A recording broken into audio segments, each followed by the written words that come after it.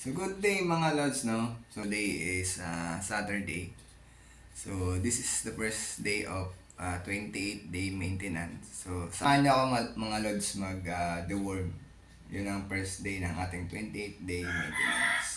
So tara mga lods.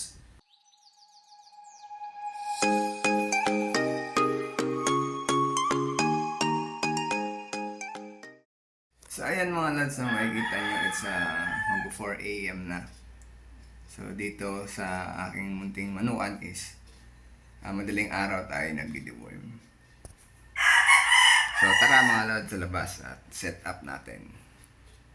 So prior doon sa natin sa pagdi-deworm, kahapon ng umaga nagpakain tayo ng full.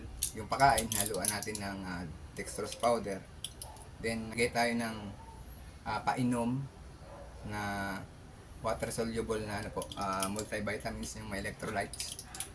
So kasi sa hapon nag-fasting na tayo para hanggang ngayon meron pa ring stored energy yung manok natin kahit walang laman yung butchi nila mga lods So ang ginagamit ko nga pala mga lodi ito.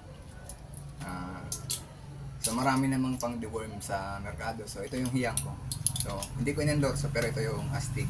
So yun mga lodi, unahin lang muna natin tong dalawang 4 months old natin So ito first time nating i-deworm. So ang ginawa ko para sure na hindi sila mabigla is kalahati lang ng caplet na yun. Hinati ko sa dalawa. So kailangan mga lods empty talaga yung balon-balonan nila. Ito.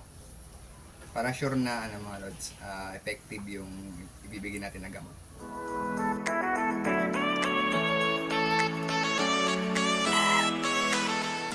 So dito pala sa akin mga lodi, ginagawa ko every 28 days. Every 28 days ako mag-deworm. So ito yung first day nung 28 days na maintenance. So halimbawa merong laman, may parasite. Depende yun mga lod sa dami ng parasites. Pag sobrang dami, after 7 days binibigyan ko ulit. Pero pag konti lang naman, after 14 days, nagbibigay ako ulit.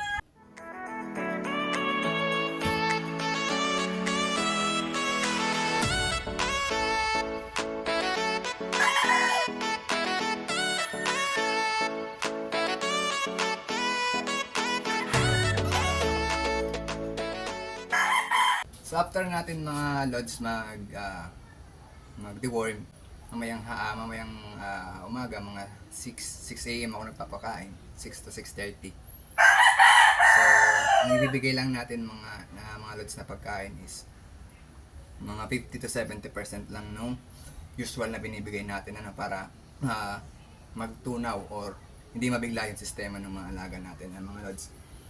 Tapos, after nun mga lods, magdidilaws tayo. Magpapaligo tayo mga lods mga 9 to 10. Pag natuyo, siguro mga 3 PM, bibigay din tayo ng Oxerid sa mata. Then, mapapainom tayo mga lods ulit ng water soluble na merong electrolytes. So ayun mga lodi, tapos na tayo magpakain kaninang 6. 50% to 70% yung pinakain lang natin mga lods para hindi mabigla yung sistema nila. So ngayon magbibigay tayo ng ito, multivitamin yan mga lods. Yan, alam niyo na yung kulay na yan.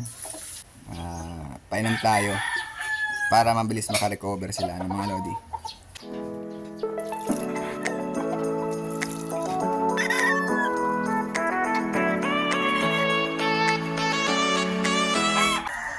So maya mga lods, mga 9 AM, tayo.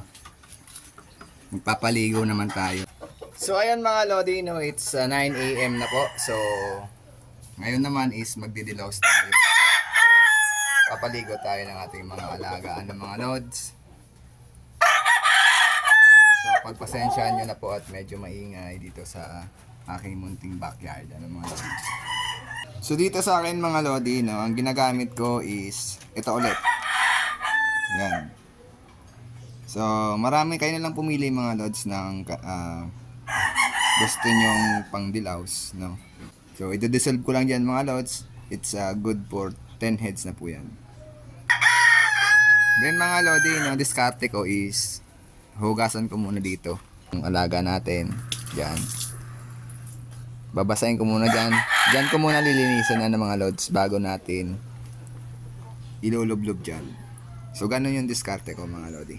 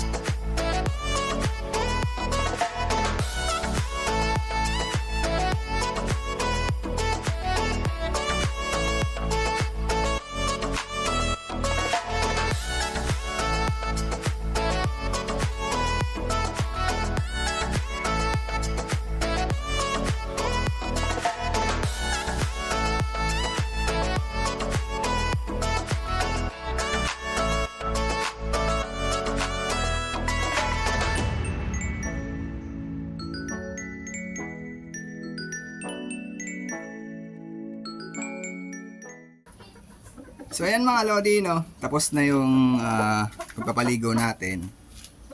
So ayan na sila.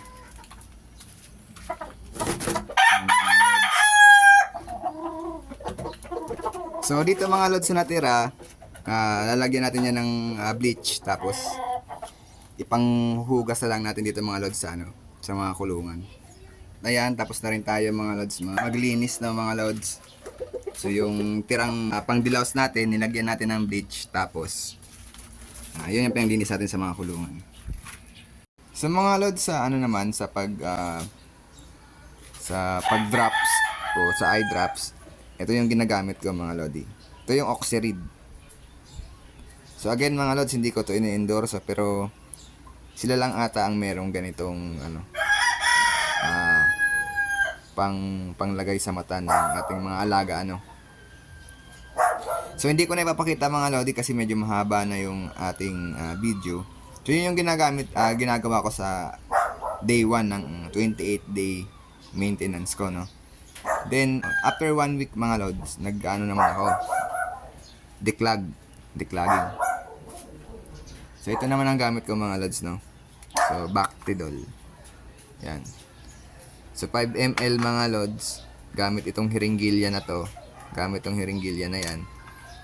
Dito, 5 ml, i-dissolve ko lang yan dyan mga lods. Then alam nyo na mga lods, no, i-spray doon sa ilong ng manok natin, kabilaan. Then meron tayong bulak mga lods, tsaka natin linisan yung ilalim ng kanilang bibig, no. So ganun lang, hindi ko sinasabay ito mga lods na declogging kasi medyo stressful na yung day 1 natin. So ayan mga lods, no. So dito sa sa aking munting manukan, tinataon ko mga lods na yung day 1 ng 28-day maintenance ko is day off ko. Kasi yun yung isa sa pinakamatrabaho mga lods. So kung nakaka-relate ka mga lods dito sa aking content is sana paki-like and subscribe naman mga lods. So hanggang sa susunod na ating content mga lods, sana supportahan niyo pa rin ako. Maraming salamat sa lahat.